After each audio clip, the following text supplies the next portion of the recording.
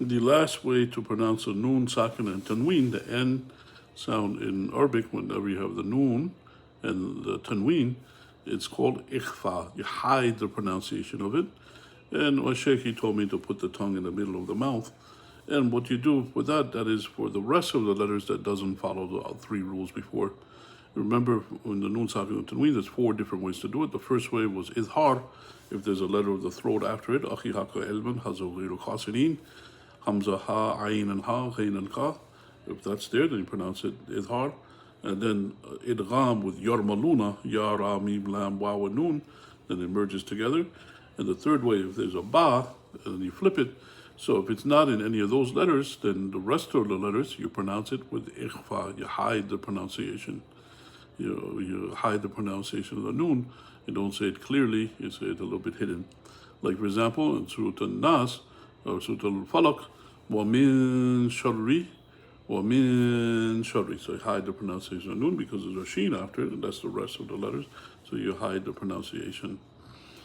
Another example, if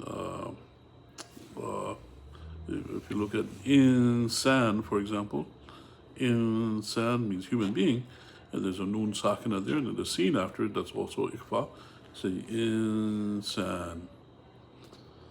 And that's the majority of the letters, you pronounce it ikhfa, and so that's the thing to do when you recite the Quran. That's the right way to pronounce it. And a person, they practice it, and after a while they get accustomed to it, to recite the things like they're supposed to be.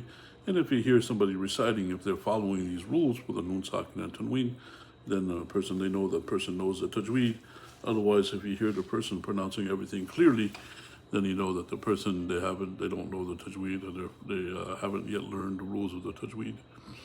And after a while, when a person, they practice it, they get used to it, and they don't even have to think about it, and they'll say the things correctly. And Allah subhanahu wa ta'ala knows best, and may peace and blessings be upon Prophet Muhammad sallallahu alaihi wasallam. So ikhfa means hiding, so you try to hide the pronunciation of the noon sakina when you pronounce it, and Allah knows best.